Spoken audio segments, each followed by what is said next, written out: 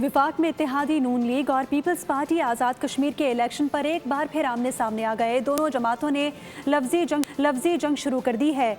वज़ीर इत्तलात पंजाब अस्मा बुखारी ने पीपी को आड़े हाथों ले लिया। कहा कि लाड़काना के नवाबों को पंजाब की तरक्की हजम नहीं हो रही। बिलावल भुट्टो नफरत और तकसीम की सियासत छोड़ दें।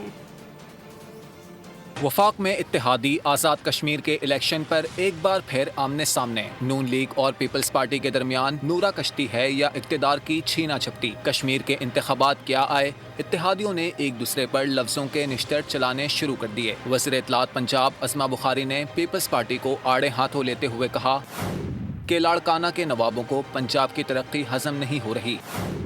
बिलावल भुट्टो नफरत और तकसीम की सियासत से गुरेज करें। अस्मा बुखारी ने कहा कि पंजाब के अवाम का पैसा उन पर ही लग रहा है, यही पीपल्स पार्टी का मसला है। अगर आप पंजाब में चौथे नंबर की जमात हैं तो इसमें हमारा कसूर नहीं। वज़ीर इत्तलात पंजाब ने मज़ीद कहा कि मुर्तज़ा वहाब लाहौर में सीखने आए तो हमने अपने दरवाजे खोल दिए। जैसी तरक्की और खुशहाली पंजाब में है, ऐसी सिंध में भी होनी चाहिए। सब्सक्राइब करें और बेल दबाएं ताकि कोई खबर रह न जाए।